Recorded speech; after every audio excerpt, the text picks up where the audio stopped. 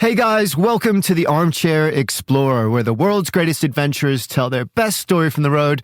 My name's Aaron Miller, I'm a travel writer, and this week we are getting our bike on in a really intense way.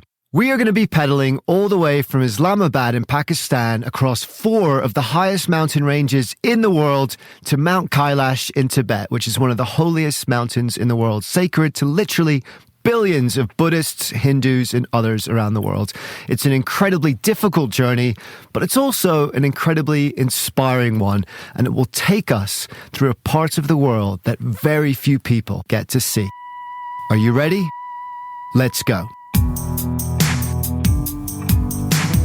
Taking us on this adventure is travel author Graydon Hazenburg, whose book of the journey is called Pedaling to Kailash, Cycling Adventures and Misadventures on the Roof of the World. And yes, there are quite a few misadventures along the way.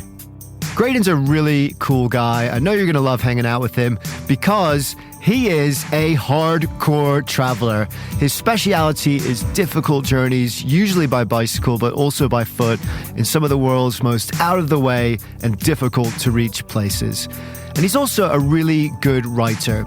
The book is as much about the history and culture of the places he passes through as it is about the adventures he had along the way. It's really detailed and interesting, particularly so because this is a journey that he took more than 20 years ago in the late 90s, even though he's just published and released the book about it.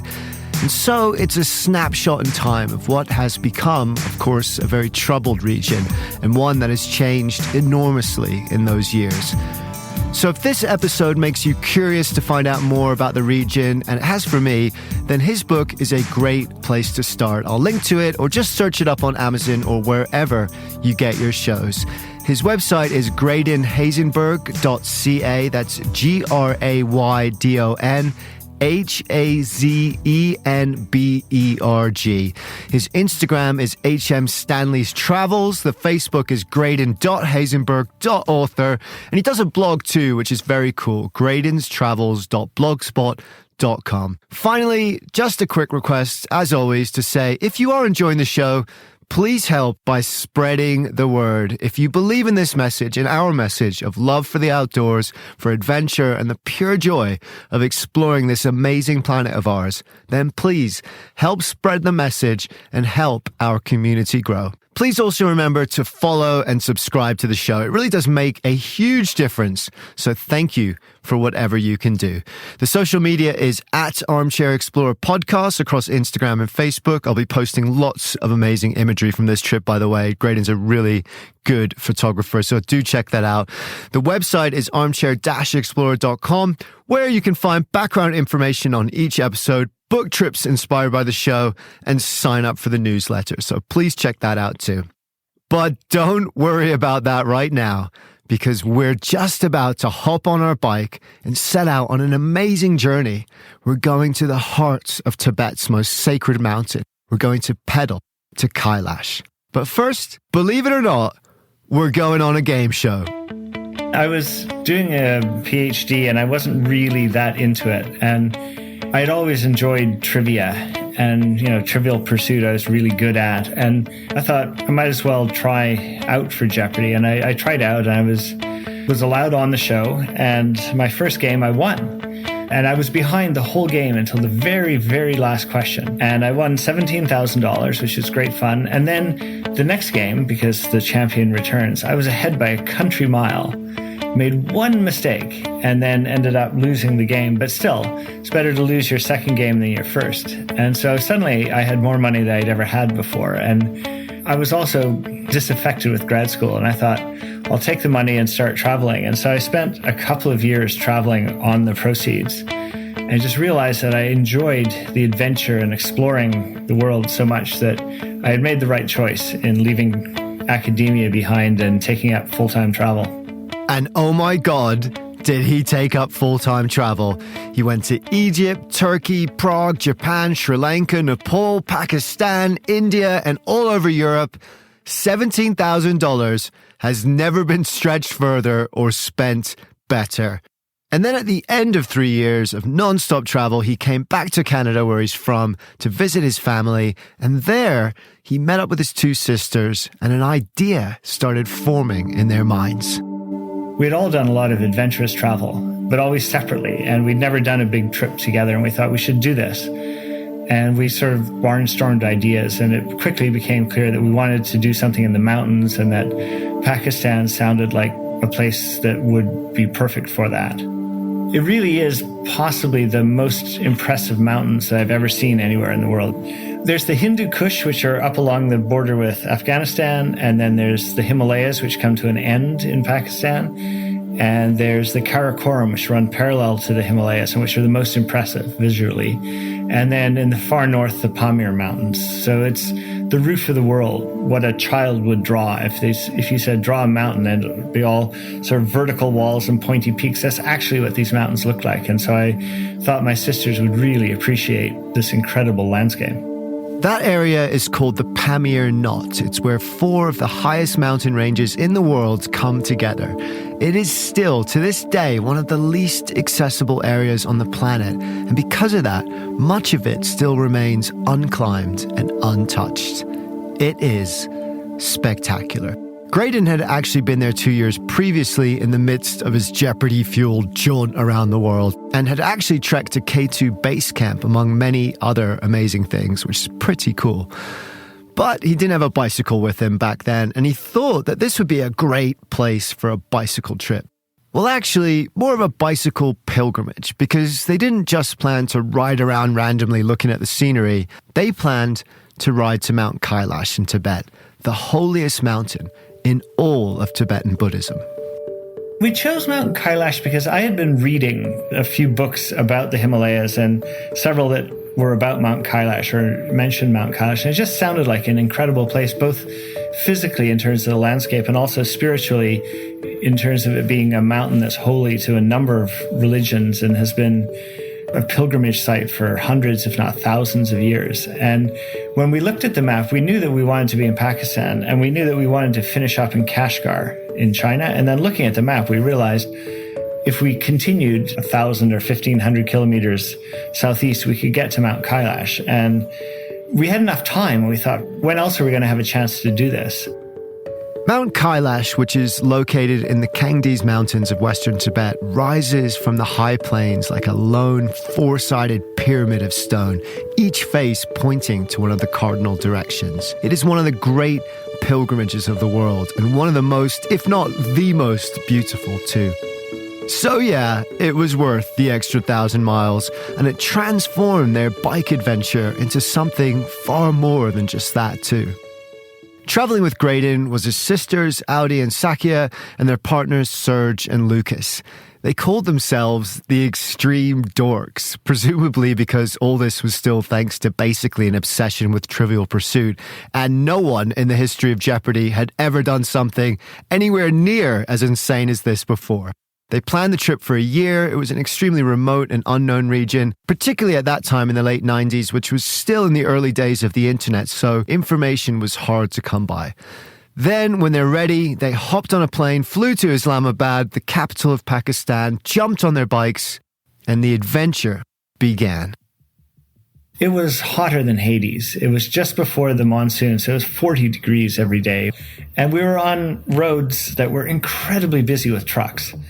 And so the heat and the dust and the diesel fumes was very unpleasant. Plus, very quickly we started running into an unbelievable number of flat tires. I think our record was about 20 in one day because there were thorns everywhere, and we'd run over the thorns and we'd pull off the road to patch the tires and run over more thorns. And so as soon as we'd get going, somebody else would have a flat tire. So it was very frustrating. It was very hot. It was a trying ride. Plus, it was an area that had its security challenges, and some people were not terribly friendly. There was a lot of rock throwing by children. We were carrying tents, but we never camped in that part of the trip because we were somewhat concerned about security. It's always been dodgy in parts of it. And so we had planned a trip that went to a number of particularly friendly areas like Chitral, but The area just south of Chitral, which is called Deer, has always been a place that outsiders have felt a little alarmed. So that was where we had the police escort, and we stayed overnight with a judge, and we went out for a walk, and the judge and his bodyguards were all carrying weapons. And so there was definitely an edge of danger in the air. It took them a week to travel from Islamabad to Chitral, 250 miles north, over steep and unforgiving terrain. Here they were riding across the Punjab and into the northwest province, home of the Pashtun, who on the other side of the border are the Taliban. So it was an incredibly traditional and devout Islamic culture. The women were completely covered up, the men wore shalwar kameez, they were wary of outsiders, children threw rocks at them as they passed, and it was then, and still is, incredibly dangerous in places. But it was also beautiful and fascinating and welcoming in its own way too.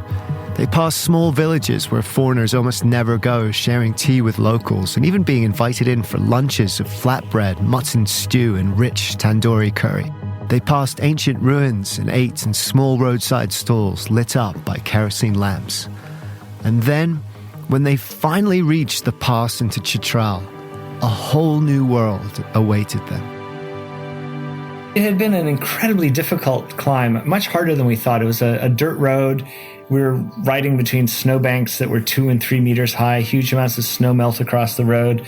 We had mechanical breakdowns of the bicycle. So when we finally bumped down into Chitral, it was such a relief. And there was a group of soldiers who saw us coming and started singing a welcome song as we went by, which just about brought tears to our eyes, because after so much hard work, we were suddenly in this very welcoming and it's almost a paradise, Chitral, in the midst of these barren mountains, all this irrigated green fields and just very friendly, smiling people.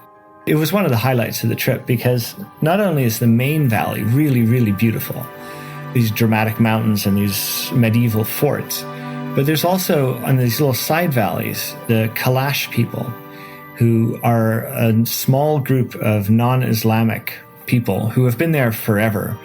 They seem to be related to people that Alexander the Great encountered 2,300 years ago. And they have their own distinctive culture and religion. The women in particular have these very elaborate hairdos and very colorful dresses, and they're unveiled and they're not wearing headscarves, and they're very open to outsiders. And they also look quite distinct. They look sort of European in their facial features, like maybe from the Balkans. There's a lot of light eyes and sandy hair. And we had a great encounter with kids one day where they were clustering around asking us questions that we couldn't really speak to them. But we had a guidebook, and I was showing them pictures in the guidebook of Chitral. And suddenly they recognized some of the people in the pictures. Obviously, the guidebook writer had been to that very valley, and suddenly they were so excited. They were saying, "Hey, look, there's your uncle. Oh, look, it's your sister." And I realized at that time how little visual stimulation they had. Like, they didn't have a lot of books, a lot of pictures. And so for them, it was such a thrill to see themselves and people they knew depicted in pictures. And so it was wonderful to visit them in the midst of all this very, very stern, monolithic Islam, to see this minority culture that is still surviving to this very day. The Kalash people are said to have descended from the soldiers of Alexander the Great as he passed through this area around 324 BC. They have their own language, dress, brightly colored clothes, and elaborate headbands. They are animists, nature worshippers, and have refused to convert to Islam despite being surrounded on all sides by some of the most devout Muslim communities on the planet. And only a handful of them still exist. They are like a secret tribe. By some estimates, only 5,000 of them are left, and they can only be found here, among these small, remote valleys of Chitral. But it wasn't just the culture and the people that were special. It was the mountains too, because now they were in the Hindu Kush, one of the most magnificent ranges in all of Asia. Huge snow-capped peaks rising thousands of feet from the valleys, as sharp as a serrated blade. A place so wild and untouched that snow leopards still roam, invisible to all, save for the odd footprint ghosted in the snow. And even better, especially back then, the Hindu Kush were little known to outsiders and ripe for exploration. Everyone's heard of the Himalayas, and mountain climbers know all about the Karakorum. But the Hindu Kush is much less climbed and explored. And half of it, most of it really, is in Afghanistan. So access on that side is really, really hard. There's remote, there's tons of interesting languages and cultures, and it really is one of the great romantic mountain ranges of the world. And we were very, very lucky to visit when we did, I think. We were there for probably about 10 days in total. And the trekking we did was absolutely fantastic. We tried to trek to the foot of the highest peak in the Hindu Kush, Tirich-Mir, and we were turned back by just terrible weather, persistent rain and fog, and it was just miserable. And we aborted that trek and we hiked out over a pass. And we arrived in the rain and the fog and the cold, and our stoves didn't work, and we went to bed hungry. And the next morning we woke up and all the clouds and all the rain had cleared away. And we had the most incredible view of the whole length of the central Hindu Kush. It was one of the most dramatic views of the whole trip. I mean, you feel so small and so insignificant. And also, at that altitude, you tend to have very, very clear light. And so you feel as though you can see forever. And looking at the scale of the mountains, the scale of the world, these incredibly deep valleys and these very steep cliffs, you just feel completely awestruck and insignificant. You can see why these huge mountains become sacred pilgrimage sites, because it makes you think of the sublime, just being there. But from the sublime to, well, if not the ridiculous, then the ridiculously hard. 5 days of brutal cycling over dirt roads that rattled them to the bones and broke their bikes to pieces, literally falling apart before their eyes. Their progress became painfully slow. They had to constantly stop for repairs or to push their bikes through impassable sections of so-called road. But they were also celebrities. Children would run out of classrooms as they passed through small towns, cheering and chasing them down the road. Being a rock star has nothing on being a cycle tourist in the Hindu Kush, Graydon says. And then, after 5 hard days of mind-numbing slog and frustration across some of the highest passes in the world, they arrived in one of the most beautiful and dangerous peaks on the entire planet. We did a side trip to Nanga Parbat. That's the end of the Himalayas, and it's this unbelievably dramatic mountain because it's surrounded by a bend of the Indus River, which is down to about 1,300 meters. And then the peak is over 8,000 meters. So the vertical height that you can see is enormous. It's one of the most prominent peaks in the world. And it's also very difficult to climb. It's killed a lot of mountaineers. It's got this face that's more or less vertical for 4 kilometers. And so we were very excited to go see it. And it was a very, very dramatic hike. We hiked underneath the Rupal face, which is the most difficult mountaineering face on the mountain. And we could see people up there trying to climb it. But we could also see these titanic avalanches sweeping down the face every afternoon. And we thought that it looked like sheer suicide to try to climb up it. So we walked past that and then up the valley, and we tried to reach this pass that would give us an amazing view. But we had left our guide behind. We said, oh, we don't need a guide. And we went on the wrong route. We were climbing along and suddenly I thought, I think it's a little more difficult than it's supposed to be. And we were on quite a steep snow slope and we were kicking steps, but we didn't have crampons, we didn't have ice axes.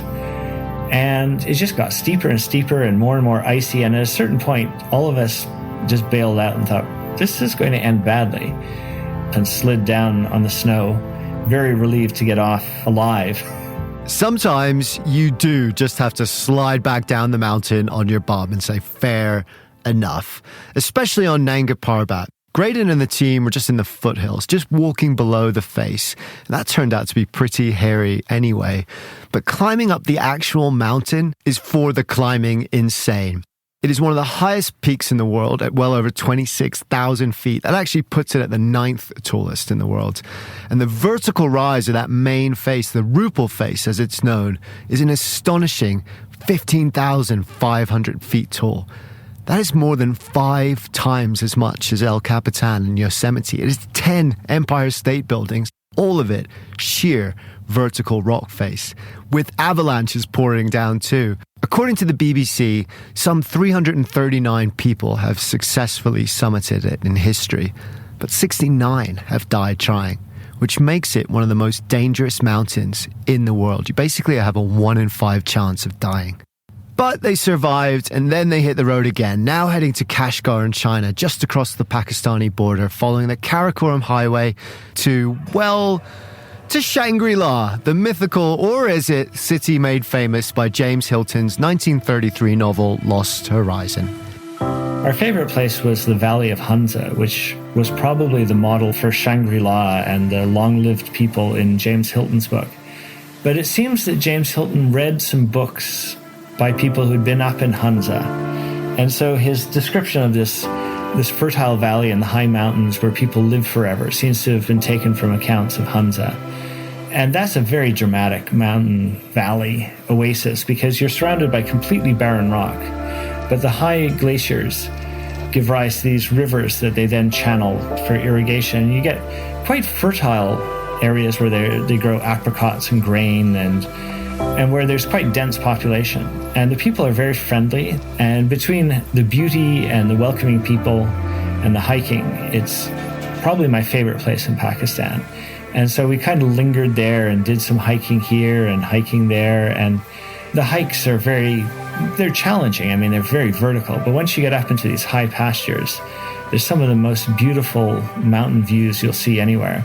And that's where the Karakorum, the high peaks, are so cliffy and pointy. There's a lot of just rock spires and these impressive walls.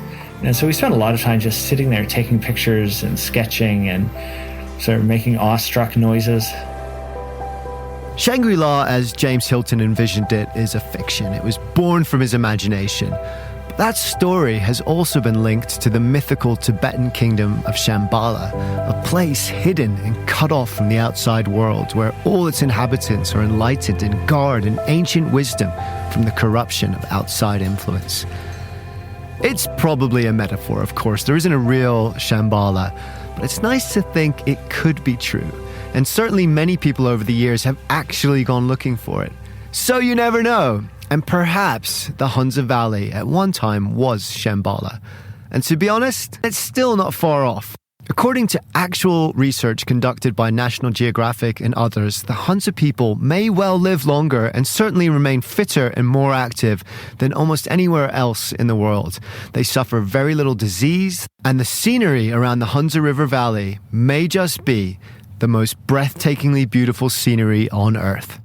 Sounds like a magical paradise to me. And some of that magic must have rubbed off on them too, because from here the going got easier. The Karakorum highway turned to pavement, they ate up the miles, no mechanical problems, no flat tires, and they cruised from the Hunza Valley over the Pamir Mountains in the Hunza Pass into China.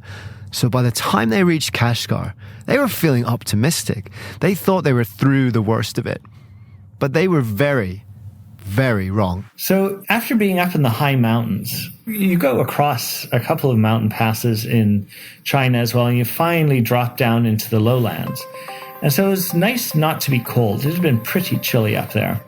And to have easy, flat riding, and to see Kashgar in those days, because at that point it was still mostly traditional Uyghur architecture, a lot of adobe houses, a lot of grapes being grown, a lot of shrines, mosques. It looked very, very interesting. It looked very old and timeless. And we were lucky we were there when we were, because from what I understand, since then, a lot of the traditional architecture has been knocked down and been replaced with Chinese apartment blocks. And so Kashgar has become a Chinese city with a few Uyghurs living in it rather than a predominantly Uyghur city. But when we were there, we went to the Sunday market, which was one of the big things for tourists to see. And it was impressive because it was a big agricultural market for not just Kashgar, but all the surrounding area, and even people coming in from some of the ex-Soviet republics like Tajikistan and Kyrgyzstan. It was unbelievably bustling. There must have been 30,000 people there and all these donkey carts, and they're buying and selling everything. One of the things that you see is hats. Every ethnic group or every town has its own distinctive headwear. And so the hat part of the market was so much fun. We were trying on all these hats. We all walked away with various hats that we had bought. But you see camels for sale and horses and donkeys and handiwork like metalwork and tiles. And it's just a feast for the senses. It was an amazing highlight. And also, it was a place where we could sit and eat a lot. We were getting very hungry and skinny. And so to be in an urban setting with huge amounts of food, we just gorged ourselves for about 5 days.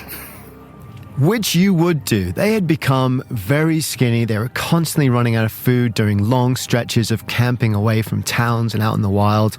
And suddenly, here they were in one of the biggest markets in Asia. For centuries, the Kashgar market was one of the most important meeting points for traders and travelers along the Silk Road. And it's still absolutely enormous today, with every possible delicacy imaginable on offer. So it was a highlight of the trip. But it pretty quickly turned into a lowlight. We knew that we were allowed to be in the lowlands. That was an open area, but we weren't allowed to be on this road that led to Western Tibet. And so we rode, along the main road of the lowlands through these Silk Road cities. And we figured it's no problem to be here. We're allowed to be here. But of course, the Chinese Public Security Bureau knew that if you were on this road, there's a reasonable chance you were there because you wanted to go to Tibet eventually. But one of the hardest parts actually was getting onto the highway. We were officially forbidden from going on this road without a Chinese escort and guide and support vehicle. So we were interrogated one night at our hotel for about 2 hours. And we decided after that we weren't going to stay in any more hotels. And we were confronted by a guy in the market who said, "Oh, I'm a truck driver. I'll give you a lift to Tibet." And it turned out he was an undercover policeman who was trying to catch us in the act of going on the road to Tibet. And then he revealed, "Hey, I'm from the Public Security Bureau, and if I hear you're on that road, I'm going to get in a truck, come chase you down, arrest you, and deport you. Do I make myself clear?" I went, "Yes, sir. Yes, sir." But in those days, it was people sneaked around the checkpoints. And so we did that. And then when we got to the junction town where you could continue along the lowland road or turn up into the Tibetan highland road, it was there that we stopped and we camped outside town, and we had big discussions about how we were going to avoid the checkpoints which we knew existed. And we thought, we'll do it at night because from what we understood, the people would fall asleep and they would wake up when they heard vehicles coming. But bicycles don't make enough noise to wake them up. So it was pretty nerve-wracking because we were bicycling in the dark with no headlamps on so we didn't attract attention, and trying to figure out, where is this checkpoint? Where's the checkpoint? And the first checkpoint we were on before we really realized it. And so we thought, oh no. Okay, so it's nerve-wracking. Our hearts are thumping away.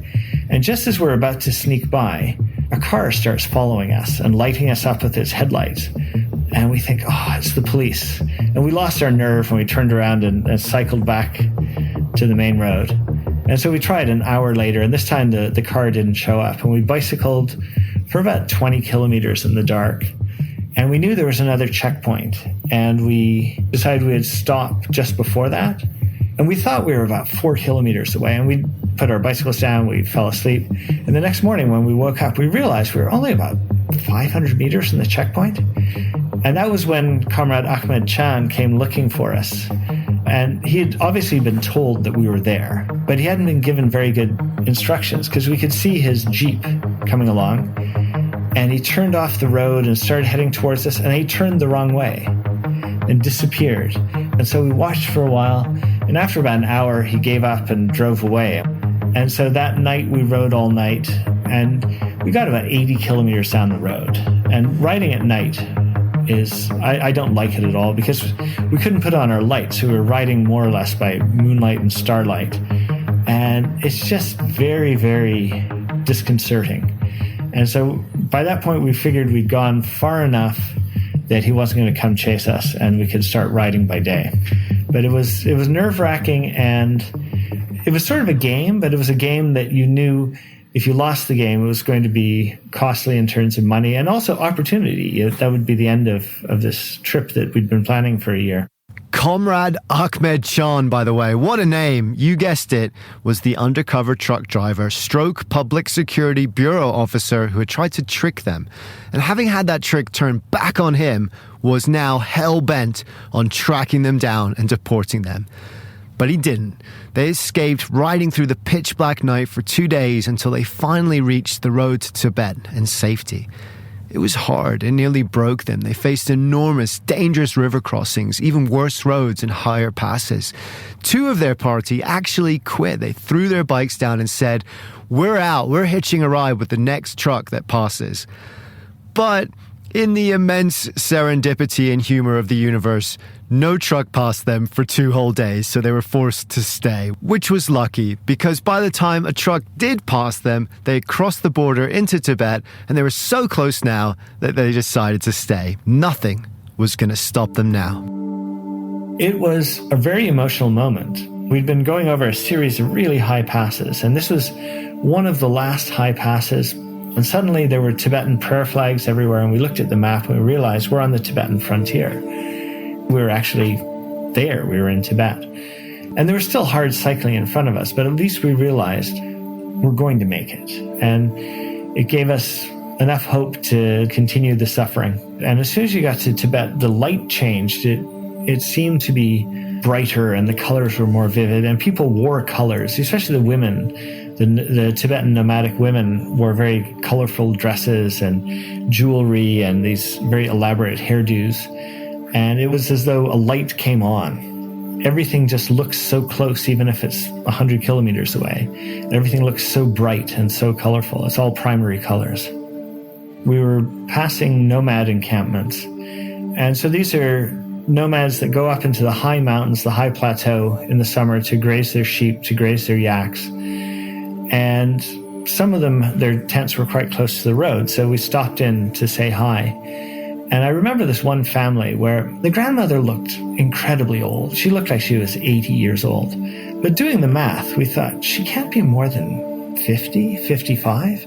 But living outdoors in the cold for her entire life, it's just hard on the body. Especially all the UV at high altitude. And she was very wizened and a little hunched over. And you could tell that in terms of material possessions, they didn't have many. You would say, oh, they're poor. And yet they had huge flocks of sheep and yaks, and they had the freedom to go more or less wherever they wanted. And so they were rich in that sense, even if they didn't have a lot of modern material possessions. But life was hard for these people. And you looked at how they lived and the work they had to do to shear the sheep and to milk the yaks and to make cheese and to make their own clothing. And I was just impressed at their toughness, at their hardiness, because it's a very unforgiving environment. And so for these people, I think that the nomads of Tibet, they have lived this way for a long time. And like the Inuit of the Arctic, they're kind of on the edge of what's survivable. And so to be able to have a culture and to survive in a very tough environment when we live such a cosseted, easy existence in the West with central heating and air conditioning and electricity and supermarkets, I think it's quite eye-opening.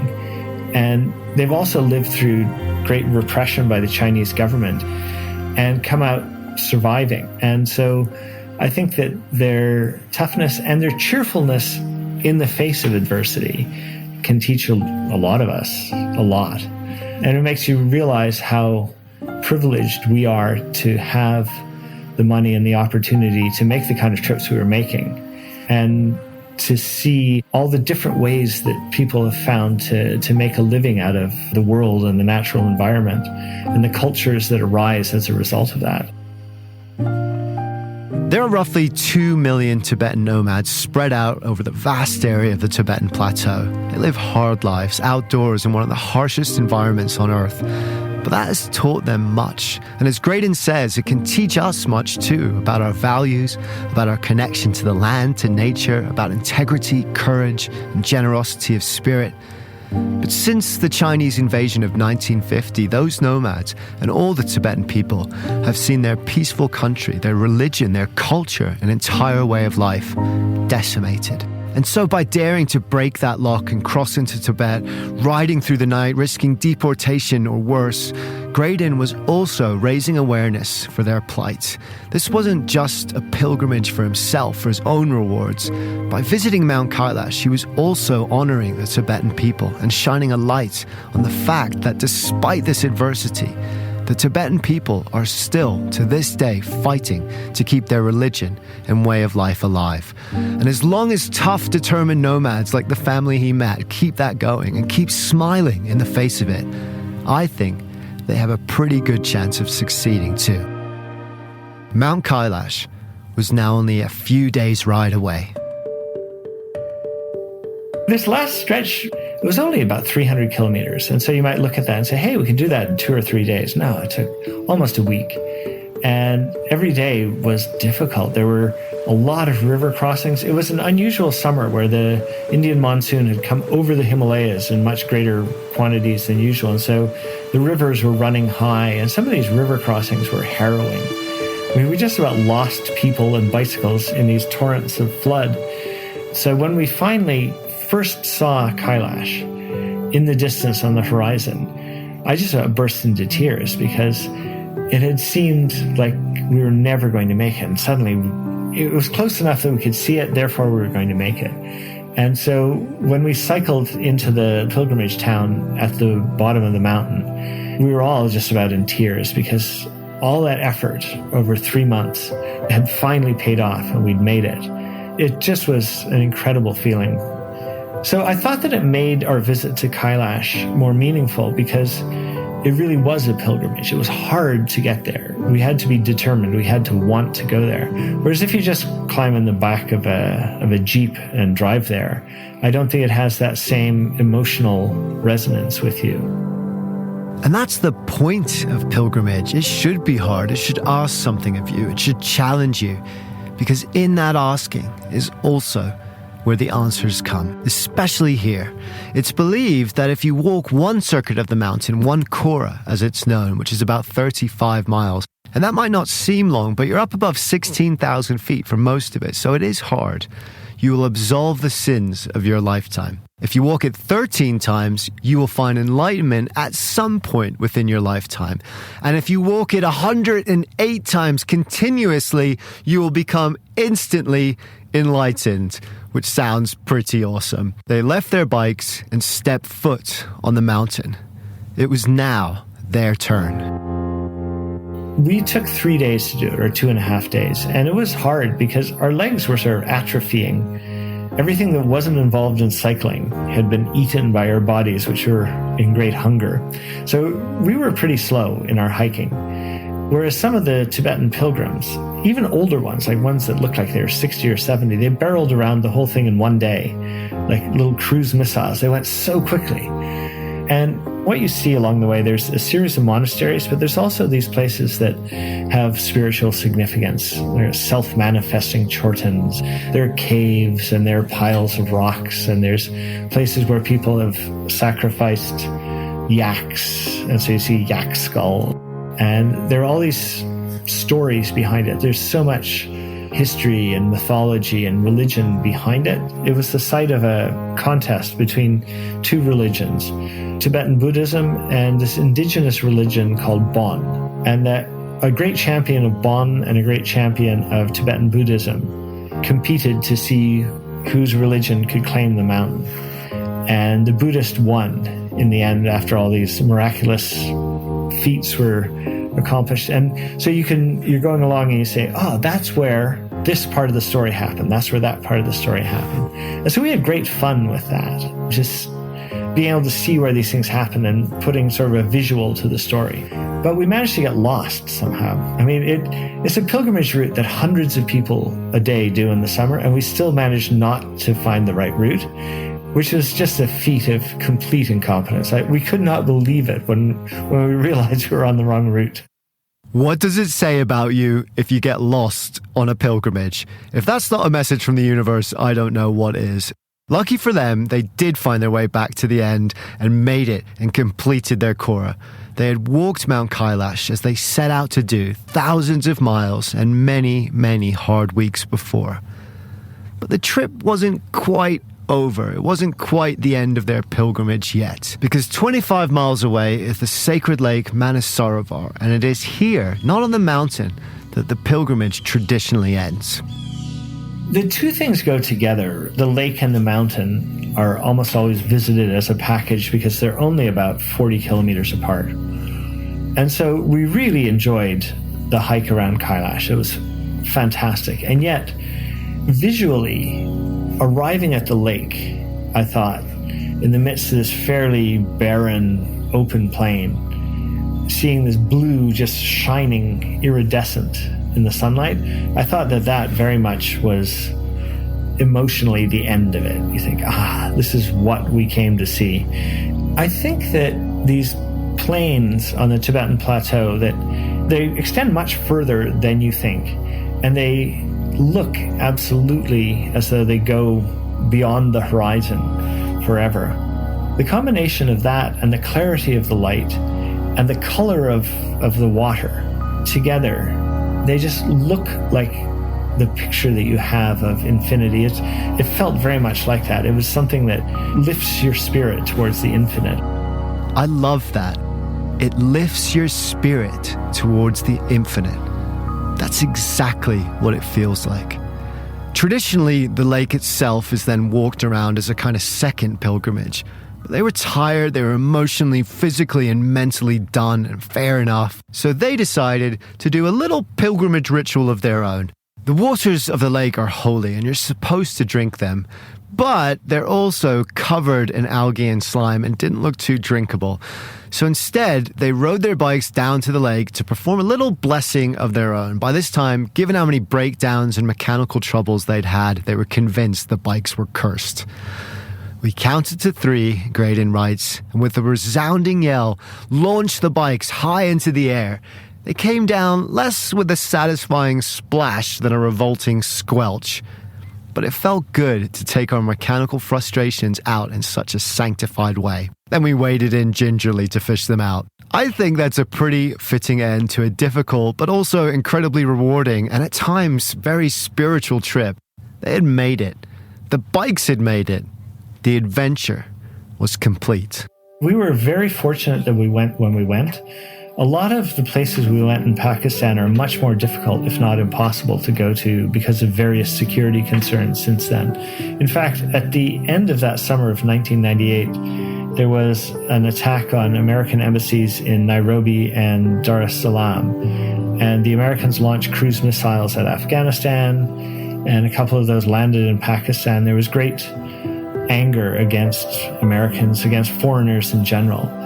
And it became harder to travel from that moment onwards. And certainly after 2001, a lot of the more traditional parts of Pakistan, like Deer, those were off limits. And so Pakistan, because of security problems, has become harder to travel, although not everywhere, people still go there. But then the Chinese part, Xinjiang, is under lockdown. It's this giant open-air prison camp. And so it's very hard to travel independently there. And what we did, sneaking around checkpoints in the dark, is no longer possible. They're much more serious about trying to prevent people from getting to Tibet. And so the trip, as we did it, I don't think would really be possible anymore. Or if it were possible, it would be much more difficult and dangerous with more consequences. So we kind of were in a golden period where it was possible to do it, and where both Tibet and Xinjiang were under a lot less repression than they are now. And so we were able to see it when the culture was more vibrant. Some 1.2 million Tibetans have been killed by Chinese authorities. More than 6,000 monasteries have been destroyed. They're one of the most oppressed people in the world. And of course, the Dalai Lama, their spiritual leader, has been in exile since 1959. It is an incredibly difficult country to visit now, but it remains, despite all of this, an incredibly beautiful country and people. And no matter what's thrown at them, Mount Kailash still stands, and so will they. I'm going to read you a quote now, and it's the quote Graydon chose to open his book with, and I think it's a good way to end this episode. It's by the poet Robert Service, and it goes like this. There's a race of men that don't fit in, a race that can't stay still. So they break the hearts of kith and kin, and they roam the world at will. They range the fields and they rove the flood, and they climb the mountain's crest. Theirs is the curse of the gypsy blood, and they don't know how to rest. That's a quote that actually my mother always liked. And so I had heard it before, but not thought about it. That's how I have lived my life. Since I started traveling after winning Jeopardy, I've kept going. I mean, I always am planning the next trip and the trip after that. And I always want to know where I can go next. And so the race that can't stay still. To me, the idea of settling down and spending all my time just in one place, I don't think I could do it. I derive so much pleasure and so much meaning from life, from travel, that I thought that quote described me pretty well. I feel that the older I get, the more I realize how little time is left to do things that I want to do, and how precious time is as a resource compared to almost anything else. It's a supremely inelastic resource. And I don't think everybody should go off and ride a bicycle to Kailash, but everyone should think, I think, quite deeply about what it is that's most important to them. What do they want to do with their life? What do they want to accomplish? What do they want when they're sitting in their rocking chair at age 80 to look back on and think, yeah, that was a really good thing I did? Whatever that is, I think you should realize that you only have a limited amount of time to do that. And so you should do it. You should do whatever it takes to prepare, to get ready, to accomplish what it is that you want to do. Because you only get this one chance at it. And it'll be over before you know it. You can always make more money. You can never make more time. So make the most of the time you have. That's actually the quote Graydon ends the book with. He heard it backpacking on some island when he was 19 years old and has lived by it ever since. You can always make more money. You can never make more time.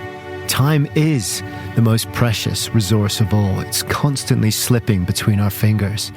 And if that's true, if it really is the most precious resource of all, then Graydon's right.